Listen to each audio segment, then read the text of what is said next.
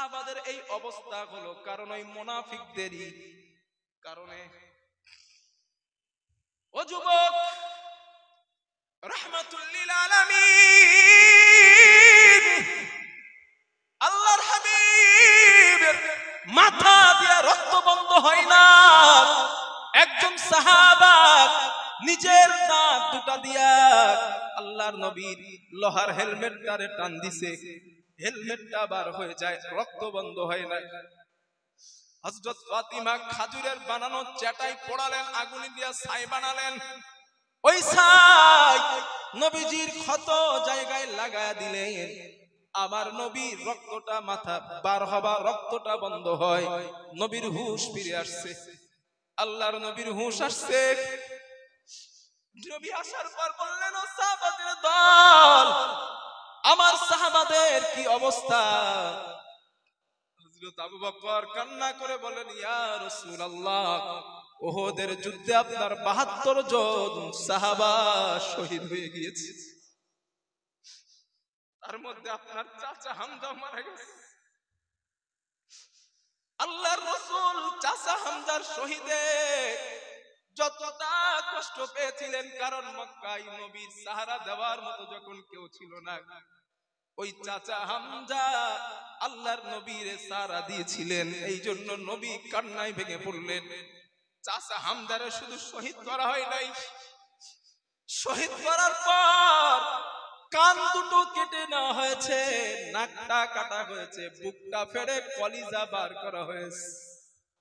নবীজি কেঁদে ফেললেন। ওই অসুস্থ নবী, রক্তাক্ত নবী আল্লাহর নামে শপথ করে বলেছিলেন, আল্লাহ, আমার এই চাচা হামজার অবস্থা যেই হিন্দা করলো, ওই হিন্দার পরিবার থেকে আমি নবীজি ৭২ জনকে হত্যা করব। বুঝতেছেন এই করুণ পরিস্থিতি মুসলমানদের হলো কেন? ওই মুনাফিকদের চক্রান্তের কারণে। আল্লাহ অমনি বলেন নাই কাফেররা যেখানে থাকবে জাহান্নামে, ওর থেকে নিচে ওই মুনাফিকদেরকে আমি দিব। আপনার কাছে আসবে মাথায় টুপি, মুখে বড় বড় দাড়ি, গায়ে বড় জামা, আপনি চিৎ দেখলেই মনে হবে বেটা জান্নাত থেকে পালায় আসছে। কিন্তু আপনার সাথে ভালো মন্দ কথা বলে ওই পাশে গিয়েই যারা মাদ্রাসার বিরোধিতা করে, মসজিদের বিরোধিতা করে, মসজিদ ডেভেলপের বিরোধিতা করে, মাদ্রাসা ডেভেলপের বিরোধিতা করে, তাদের সাথেই গিয়ে আবার এই ভেতরের খবরগুলা শোনায় দেয় যাতে মসজিদ মাদ্রাসা ডেভেলপ না হয়। এমন মার্কা আছে না নাই? জোরে বলেন। ওদের অবস্থা ওই ওবায়ের মতো হবে, ওদের অবস্থা ওবায়ের মতো হবে। কিরকম ওবায়ের মতো? ও মারা গেছে ওবাই, ওবাই মারা গেছে। ওবাইয়ের ছেলের নাম ছিল আব্দুল্লাহ। কি নাম? আব্দুল্লাহ। ও কিন্তু নবীর ভালো সাহাবা, পারফেক্ট সাহাবা, কিন্তু বাপ মুনাফিক। ওই ওবাই হাদিসে আমি তো আশ্চর্য হই প্রিয় ভাইরা, ওবাই নবীজির পাতে বসে ভাত খেয়েছে, এক থালায়, ওই থালায় বসে খাবার খাইছে। ওই ওবাই রাসূলের কাছের মানুষ ছিল, এইজন্য কাছের লোক গাদ্দারি করে বেশি। যারা কাছের হয় তারা বেশি গাদ্দারি করে। মনে রাখেন, ইসলাম রসুল যেহেতু রসুলের, উনি হচ্ছেন আমাদের জন্য মডেল, ওনার জীবন থেকে এই কথাগুলো মাথায় রাখেন। গোপন কথা কাছের লোক হলেও বলবেন না, ফেসে যাবেন।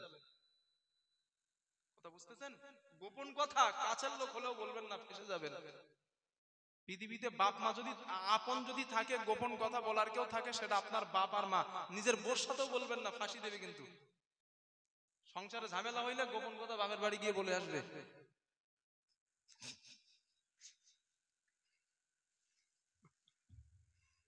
খুব একটা ভুল বলেছি বলে মনে হয় ভাই। একটা ছোট্ট 1 মিনিট সময় ব্যয় করছি আমি, এটাও করি না, তাও অনুমতি নিয়ে করছি। এক স্বামী স্ত্রীর বিরাট বন্ধুত্ব সম্পর্ক, বন্ধুত্ব বলতে খুব ভালো সম্পর্ক। এখন আমার কথাটা শোনেন, স্ত্রী স্বামীটারে বলছে, আচ্ছা আপনি তো ভীতু কেন? ভীতু বলছে, ভীতু মানে? বলছে, হ্যাঁ আপনি তো ভীতু কেন? দৃষ্টান্ত কিন্তু কখনো দলিল হয় না, এটা আগে বলে দিচ্ছি। দৃষ্টান্ত দৃষ্টান্তই। তো আপনি এত ভীতু কেন? ভীতু মানে? আরে আপনি ভীতু, আপনি সব সময় ভয়ে ভয়ে থাকেন, ভয়ে ভয়ে থাকেন। এখন স্বামী চিন্তা করলো বোর কাছে একটা ক্ষমতা দেখানো লাগবে। এখন ক্ষমতা কি?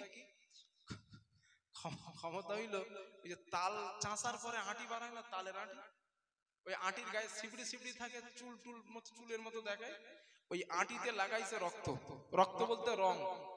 এখন গামছার মধ্যে করে ওই 4টে তাল আঁটি সুদ্ধা নিয়ে এনে স্ত্রীর এসে বলছে, দেখ 4টে মাথা কেটে আনছি। স্ত্রী বলে, সর্বনাশ, সত্যিই তো রক্ত।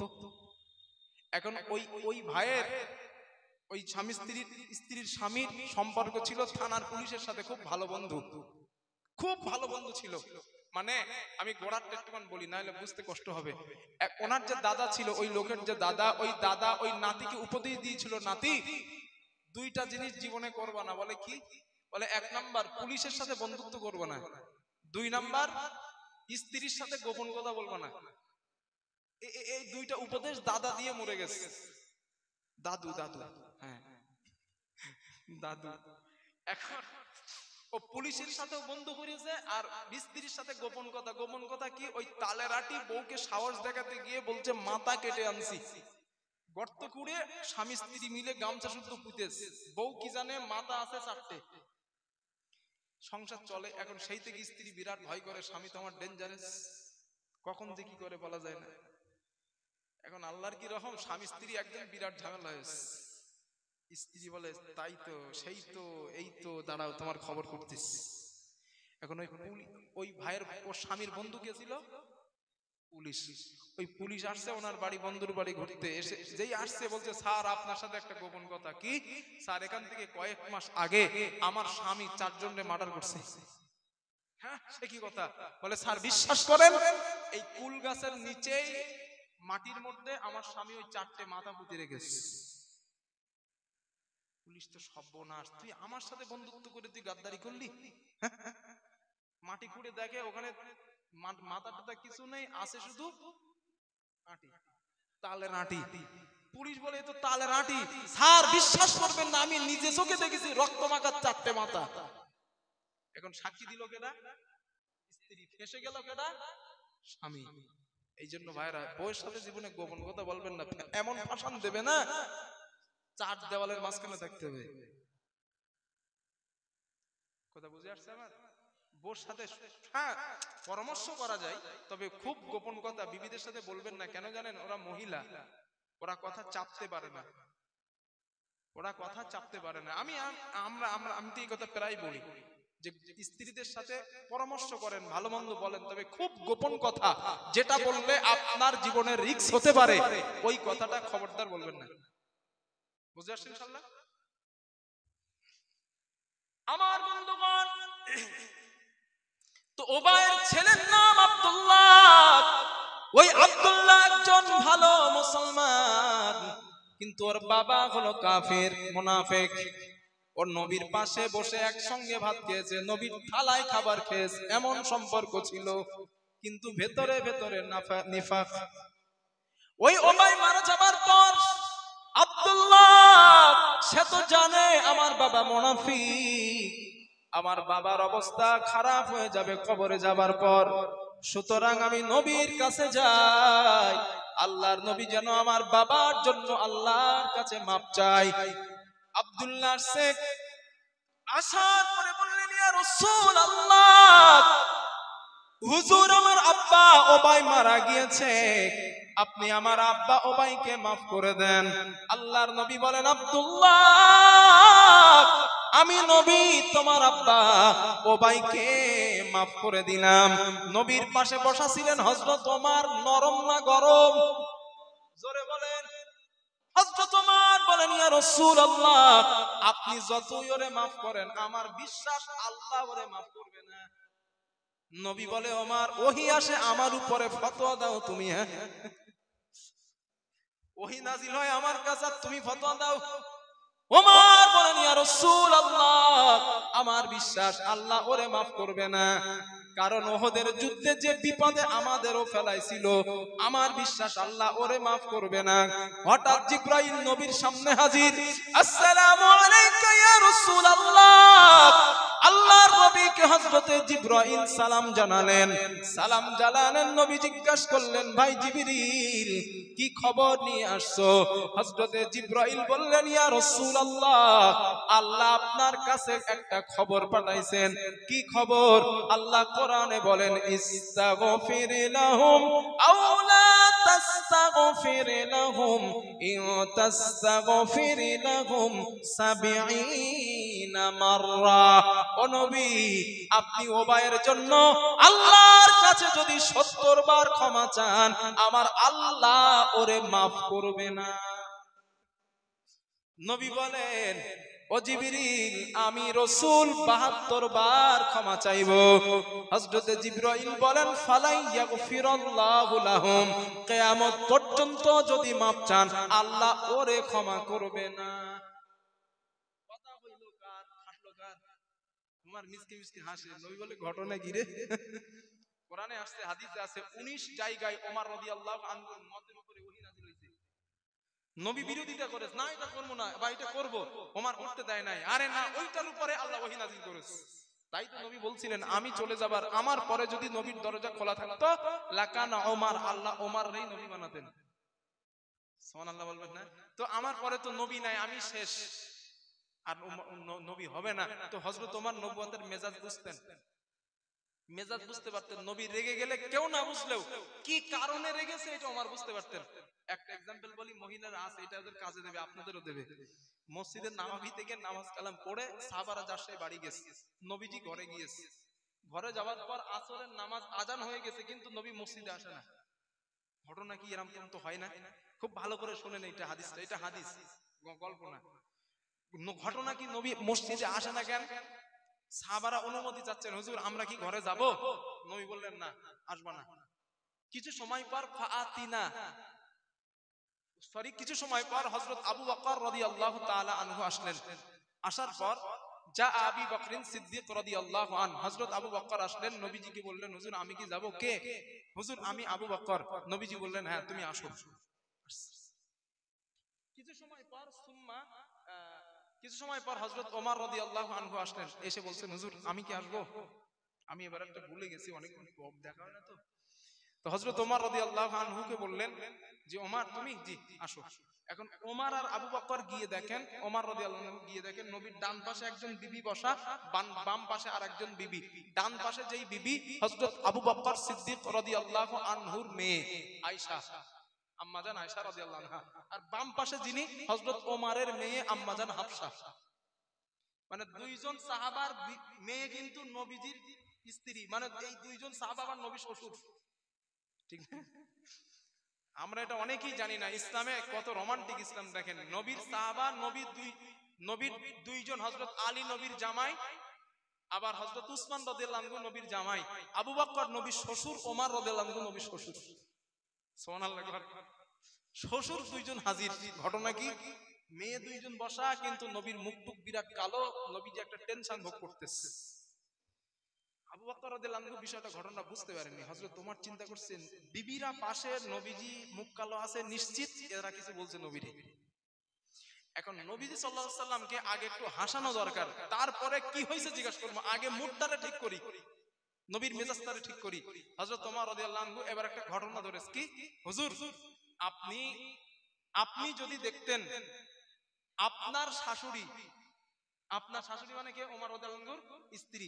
আপনার শাশুড়ি আমার যে এত জ্বালাতন করে, এত ডিস্টার্ব করে, এত সমস্যা করে, হুজুর আমি বিরক্ত হয়ে স্ত্রীর মানে আপনার শাশুড়ির গলা টিপে ধরেছি। আমি এবারটা বলতে পারলে আরো মজা লাগতো, মনে নাই আমার, ভুলে গেছি, তাই বাংলাটা বলছি। তো হযরত ওমর রাদিয়াল্লাহু আনহু বললেন, হুজুর আমি আমার মানে আপনার শাশুড়ির গলা টিপে ধরেছি। এই কথা বলার পর হাদিসে আসছে, ফাদাহিকা রাসূলুল্লাহ হাত্তা বাদাদনা ওয়াজিজহু, নবী হেসে ফেলেছিলেন এবং দাঁত দেখা গিয়েছিল, মাড়ির দাঁত। তো রাসূল সাল্লাল্লাহু আলাইহি সাল্লাম বললেন, ওমর গলা টিপে ধরছিলা কেন? নবী জিজ্ঞেস করে বলছে, হুজুর আর বলেন না, শুধু বলে এইটা দেন, ওইটা দেন, সেইটা দেন, শুধু হুজুর জ্বালায়, সহ্য করতে না পেরে গলা টিপে ধরেছি। হ্যাঁ, হাদিস আপনি বিশ্বাস করেন ভাই? রাসূল হেসে ফেললেন আর বললেন, ওমর আর বলো না, এই যে দেখছো না দুইজন আছে আর ঘরের মধ্যে বাকিগুলো আছে, আমারে তারা জ্বালায়া খায়, হুজুর আমার এটা দেন না, সেটা দেন না, ওইটা দেন না, পাগল করে দিচ্ছে, আমার মনটা খারাপ করে বসে আছি, নামাবিতে যাচ্ছি না। হাদিস আসছে ওমর গিয়ে হযরত হাফসার গলা টিপে ধরেছে, আবু বকর গিয়ে আয়েশার গলা টিপে ধরেছে, ওখানে তো কেউ নাই, কেন নবীরে কষ্ট দিস কেন? রাসূল বলে আরে ছাড়ো না, আরে ছাড়ো না হুজুর, ছাড়া যাবে না, এরা এরকম কেন, নবীরে আল্লাহর নবীরে কেন কষ্ট দেয় এরা? সাথে সাথে আল্লাহ আয়াত নাযিল করেছে, ইয়া নিসা আন-নাবিয়্যু লাস্তুন্না কাহাদিম মিনান নিসা, হে নবীগণের স্ত্রীরা তোমরা দুনিয়ার সাধারণ নারীদের মতো না। আল্লাহ তাআলা নবীদের বলছেন, নবী আপনি বিবিদের বলে দেন তারা যদি দুনিয়ার সুখ শান্তি চায় আমি আল্লাহ দিয়ে দিব, আর তারা যদি পরকালে শান্তি চায় জান্নাত চায় আপনি বলেন দুনিয়াতে একটু কষ্ট করতে হবে। সুবহানাল্লাহ বলবেন না? তো নবী স্ত্রীদেরকে বললেন তোমরা কোনটা চাও? আমাদের ঘরের মতন বিবি না তো, পাগল না তো ওরা, এদের তো দুনিয়ায় শাক সবজা শাড়ি আইলানা আশকারা মাস্কারা হইলে ব্যাস ওদের সব শেষ, ঠিক না চাচি? এরা দুনিয়াতেই হইলে ব্যাস। নবীর স্ত্রী তো আমাদের বিবিদের মতো ব্রেনটাল না, এক বাক্যে জবাব দিলেন, ইয়া রাসূলুল্লাহ আমরা দুনিয়ার অর্থ সম্পদ টাকা পয়সা কিচ্ছু চাই না, আমরা আল্লাহ আল্লাহর রাসূলকে চাই। বললেন তাহলে একটু কষ্ট করো, একটু কষ্ট করো। এদেরকে বলবেন বাড়ি গিয়া যে আমার আম্মা জানেরা, তোমাদের আম্মা জানেরা মানে বিবি নবীর বিবিরা এরকম করছে, তোমরা যে আমাদের কষ্ট দাও, এই কষ্ট দেওয়ার কারণে কিন্তু তোমাদের কপালে খবর আছে। এই কষ্ট দেওয়া হারাম, স্বামীকে কষ্ট দেওয়া হারাম, অপ্রয়োজনীয় জিনিস চাওয়া স্বামীর কাছে হারাম, স্পষ্ট ইসলামে। এগুলো বোঝান তাদের, বলুন। তো আমি আপনাকে কি বলছিলাম, হযরত ওমর রাদিয়াল্লাহু আনহু নবীজির রেগে যাবার মেজাজ বুঝতে পারতেন। এখন উনি কেমনে বুঝলেন যে বিবিরা কষ্ট দিছে? মানে হাদিসে আসছে উনি নবুয়াতের মেজাজটা বুঝতে পারতেন যে কেন রেগেছেন উনি। আমার বন্ধুগণ কষ্ট হচ্ছে আপনাদের? আর একটু বলবো, থাকবেন? আমার বন্ধুগণ হযরত ওমর রাদিয়াল্লাহু তাআলা মিসকে নবীজির দিকে ফিরে হাসা আরম্ভ করলেন। আল্লাহর নবী বলেন, ওমর তুমি হাসো কেন? হুজুর আমি না বলছিলাম আমার আল্লাহ ওকে maaf করবে না। নবী আপনি ওরে maaf করলেন। হযরতে আব্দুল্লাহ আল্লাহর রাসূলকে বললেন, ইয়া রাসূলুল্লাহ হুজুর আপনার কাছে আমার আর একটা দাবি। নবীজি বললেন, কি দাবি হুজুর? আপনার যে জুব্বা ছেঁড়া, যেই জুব্বাটা নষ্ট হয়ে গিয়েছিল, ওই জুব্বাটা দিয়া আমার আব্বার কাফনের কাপড় আমি বানাতে চাই। হুজুর আপনি একবার যদি অনুমতি দেন, ওই কাপড়গুলো আমি কোন রকম ব্যবস্থা করে আমার বাবার কাফনের কাপড় করব। আল্লাহর নবী বললেন, এর বেনিফিটটা কি? হযরতে আব্দুল্লাহ বললেন, ইয়া রাসূলুল্লাহ আপনার জামা মোবারক যদি আমার বাবার কাফনের কাপড় করে দেওয়া হয়, আমার বিশ্বাস আমার বাবার কবরের আযাব maaf হয়ে যাবে। আমার নবী বলেন, আব্দুল্লাহ আমি নবী তোমার এই দাবিতে রাজি হয়ে গেলাম। আব্দুল্লাহ বলেন, ইয়া রাসূলুল্লাহ হুজুর আরেকটা দাবি আপনি মেনে নেন। আল্লাহর নবী বলেন, কি দাবি করবা? হযরত আব্দুল্লাহ বলেন, ইয়া রাসূলুল্লাহ আপনি আমার আব্বার জানাজার নামাজের ইমামতিটা করেন। নবী বললেন, ঠিক আছে আমি রাজি। নবীর পাশে বসে ওমর জামা টেনে ধরছে, হাদিস আছে জামা টেনে ধরে পেছন থেকে, হুজুর যাবেন না, খবরদার। নবী বলেন, আরে তুমি ছাড়ো, তুমি যাবা নাই না যাবা আমারে যাইতে দাও। হযরত ওমর বলেন, হুজুর আমার কথা শুনেন, যান না আল্লাহর রাস্তায়, কারণ ওখানে যাবার পরেই কিন্তু জিবরাইল আসবে, আগেই বলে দিয়েছে। নবীজি বললেন, না না আমি যাব, কারণ আমি কথা দিয়েছি। ওবায়ের লাশ সামনে সমানক রাহমাতুল লিল আলামিন আল্লাহর রাসূল আল্লাহু আকবার বলবেন, হাত উঁচা করছেন, জিবরাইল সামনে হুজুর স্টপ দাঁড়ান, ওয়ালা তুসাল্লি আলা আহাদিম মিনহুম মাতা আবাদা। ও নবী ওর নামাজেও যেন দাঁড়াবেন, আপনি চলে যান, নবীজি ফিরে আসছে, ওর কবরের পাশেও দাঁড়াবেন না। কিয়ামত পর্যন্ত যদি মাফ চান, আল্লাহ ওরে মাফ করবে না। হযরত ওমরের কাছে নবী আসছে, হুজুর ঘটনা কি? ওমর জিজ্ঞেস করতে, হুজুর ঘটনা কি? নবী বলেন, ঘটনা ভালো না, নামাজ পড়ানোর আগে আসছে। আমি না আপনারে বলছিলাম যাবেন না? বলছি তো আপনারে, আমি কেন গেছেন? সুবহানাল্লাহ বলবেন না? এই জন্য এই আয়াত শুধু আব্দুল্লাহ ইবনে উবায়ের জন্য না, ওবায়ের জন্য আল্লাহ শুধু দেন নাই, ওই কোয়ালিটির মুসলমান নামীয় মুনাফিক যারা দুনিয়াতে আছে, আল্লাহর নবী যদি দোয়া করলে আল্লাহ মাফ না করে, কাবার ইমাম এসে দোয়া করলে মাফ হবে বলে মনে হয়? আরো জোরে বলেন, আরো জোরে বলেন।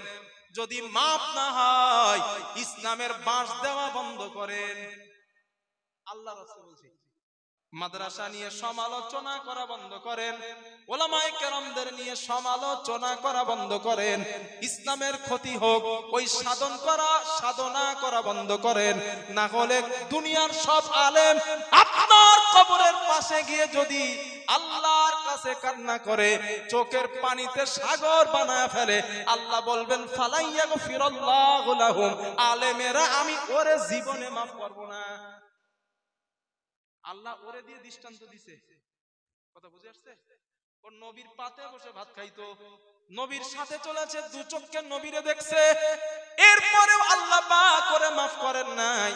আজ বর্তমান যারা মুনাফিক শব্দার, আল্লাহ কিন্তু তাকেও মাফ করবেন না। সাহাবারা বললেন হুজুর মুনাফিকদের কিছু আলামত আমাদেরকে বর্ণনা করে দেন।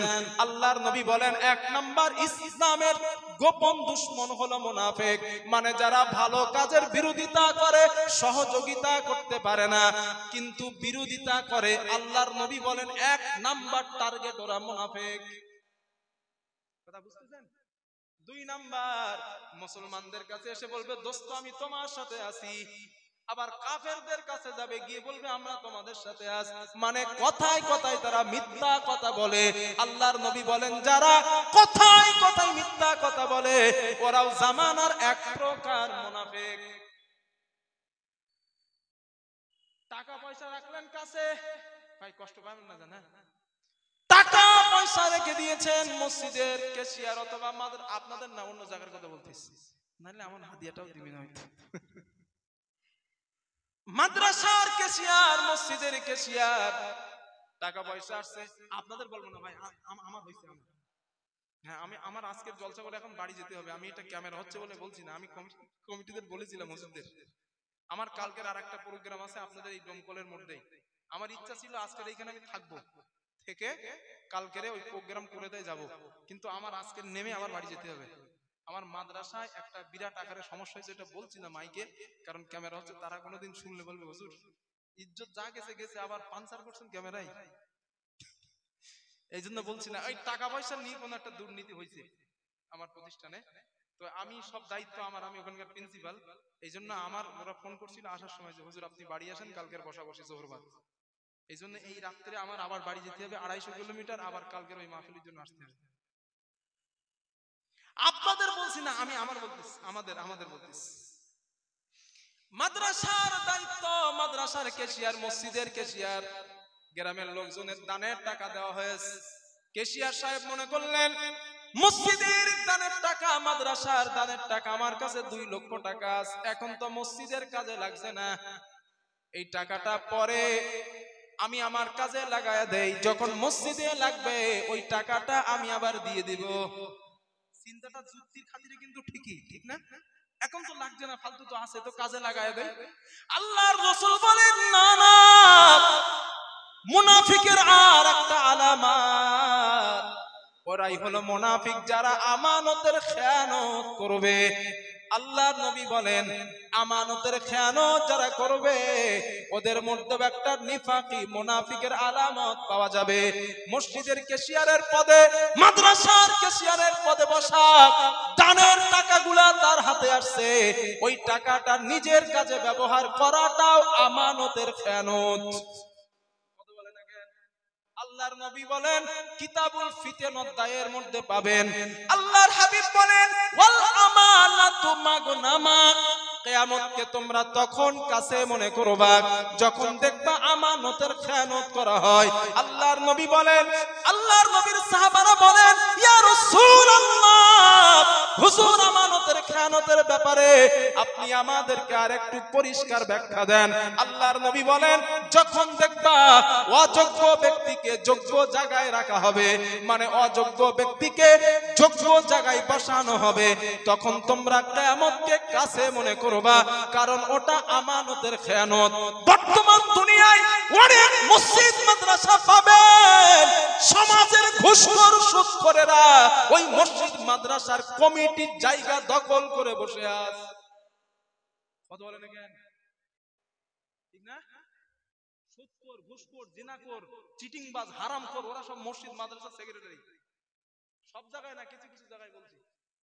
নবী বলেন এটা আমানতের খেয়ানত, কিয়ামত কাছে মনে করবা।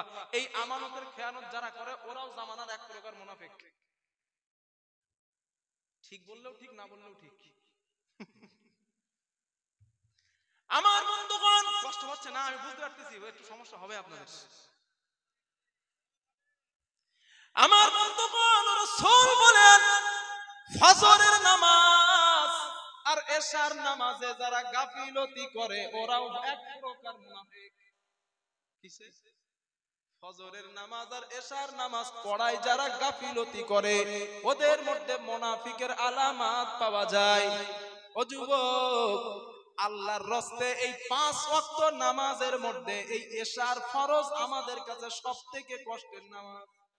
কোথাও নাকি আল্লাহর নবী 1400 বছর আগে বলেন, যারা এশার নামাজ আর ফজরের নামাজ পড়ায় গাফিলতি করলো ওদের মধ্যে নিফাকি পাওয়া যায়, মানে ওরা নিফাকি মুনাফিকের কাতারে চলে গেছে। এবার বলেন, যারা শুধু জুমার নামাজ পড়েন বাকিগুলা খবর থাকে না, ওদের আপনি কি বলবেন? আর কিছু বলবেন না? দেখেন ভাই, আমি আমার মতন বলে যাচ্ছি, মানেন মানেন, নাই না মানবেন, আমার কিছু করার নেই। আমার কথা বলে গেলাম, আমি কিন্তু ফতোয়া দেই নাই যে আপনারা মুনাফিক। আমি কিন্তু বলি নাই যে নামার পরে ধরবেন না, হুজুর মুনাফিক বলছেন কেন। আমি বলি নাই, নবীজি বলছেন যারা এশার নামাজ ফজরের নামাজে গাফিলতি করে ওদের মধ্যে নিফাকি আছে। এখন আপনি ঠিক করেন, আপনি ফজরের নামাজ এশার নামাজে গাফিলতি করেন কিনা। নবীর ভাষায় যদি করেন আপনার মধ্যে নিফাকি আছে, আর যদি না করেন তো তাহলে ঠিক আছে। তো বুঝে আসছেন? আমার উপরে রাগ করে কিচ্ছু হবে না ভাই, খামোখা রাগ করেন না। রাগের কোনো ব্যাপার না, হচ্ছে বলে যান, পড়বো না, যাই হবে, পড়বো না, তারপর যাই হবে। আমার বন্ধুগণ, আল্লাহ কি বলছিল প্রথম? আমরা ওই মানুষগুলো কি বলে, আমরা আল্লাহর উপর ঈমান আনছি আর পরকালের উপর ঈমান আনি। এরপর আল্লাহ বলেন ওমা হুম বিমুমিনিন, তারা মুমিন না। এই বৈশিষ্ট্য যাদের মধ্যে আছে আল্লাহর ভাষায় ওরা মুমিন না। কথা বুঝে আসছে আমার ইনশাআল্লাহ? ওরা মুমিন না। এবার চিন্তা করে নেন, মুমিন অবস্থায় মরার ইচ্ছা আছে না মুনাফিক হয়ে মরবেন? আর একটা কথা মনে রাখেন, মুনাফিক হওয়ার জন্য মুসলমান হওয়া লাগে। এটা ভালো করে শুনেন, মুনাফিক কোনো কাফের হয় না, মুনাফিক কোনো ইহুদি হয় না, মুনাফিক কোনো নাস্তিক হয় না, মুনাফিক কোনো খ্রিস্টান হয় না। মুনাফিক হতে গেলে মুসলমান হওয়া লাগে। মুসলমানের মধ্যে থেকেই মুনাফিক হয়। আমরা এইটার ব্যাপারে কোনো খবরই রাখি না, কিন্তু মুনাফিক হয়ে যদি কবরে যান সাঁতরা খাওয়া লাগবে। লাশ যাওয়ার আগে কিন্তু বাঁশ যায় ভাই, ঠিক না চাচাজি? আগে বাঁশ, তারপরে লাশ। আমার বন্ধুগণ, এতটা আলোচনার মধ্যে আমরা যেটা পেলাম, ইসলামকে সহযোগিতা করে যারা ওরা হলো মুমিন, আর ইসলামের সহযোগিতা করে না যারা মুনাফিক হলো তারা। ইসলামের সহযোগিতা করে যারা মুনাফিক হলো, সহযোগিতা করে না যারা মুনাফিক হলো তারা। আর সহযোগিতা সার্বিক ভাবে হোক, কথা দিয়ে হোক, বা আর্থিক ভাবে হোক, যে কোনো ভাবে ইসলামের সহযোগিতা যারা করে ওরাই হলো মুমিন। আজ এই মাহফিলে আমার সামনে যতটা মানুষ বসা, আপনারা আমার একটু বলেন, মুনাফিক হবেন না মুমিন হবেন? যদি মুমিন হন, যতদিন বেঁচে থাকবো ইসলামের সঙ্গে বেঁচে থাকবো। কে কে হাত তোলেন? আরো জোরে হাত তোলেন। তুলবেন সবাই, থাকবেন? যদি থাকেন একজন মানুষ দেখি দিন 5000 টাকা দেবেন আমার কাছে মাদ্রাসায়। বলছেন তো, ওয়াদা করছেন, ওয়াদা করেন, টাকা না থাকে দিতে হবে না, বলেন তো একদিন। আমি তো কালেকশনের বক্তা না, একজন আপনারা যেহেতু বলছেন হুজুর আমরা মুমিন থাকবো, একটা মানুষ বলেন টাকাওয়ালা ভাই হুজুর আমি 1000 টাকা দেবো, এই 5000 টাকা দেবো, আপনি 5000 পিছনে হাত তুলছে কে ভাই আমার? আচ্ছা 1000 দিবে চাচা দিয়া ভাইজান আপনার, আপনি কমিটির ভাইজান, আপনি কমিটির ভাইজান, একটু ভিতরে যান আপনি, ওই পিছনের ভাইজানের নাম দেখতে পাচ্ছি না আমি, ভাইজান একটু নাম কি বলেন? মাদ্রাসার এই আলহামদুলিল্লাহ, যাক মাশাআল্লাহ, এইরকম দরকার তো সভাপতি। মাদ্রাসার সভাপতি সাহেব 5000, একটু তাকবীর দেন, দিন নারায়ে তাকবীর, আর একটু জোরে দেন নারায়ে তাকবীর। নাজমুল ভাই, পন্নীতলার নাজমুল ভাই 5000। ও ভাই 1-2000 যদি নগদ থাকে তা দিয়ে দেন, একেবারে বাকি দেবেন না যদি থাকে, যদি না থাকে তো সমস্যা নাই, কারণ আগের হুজুর তো তলা পুষে মেরেছে।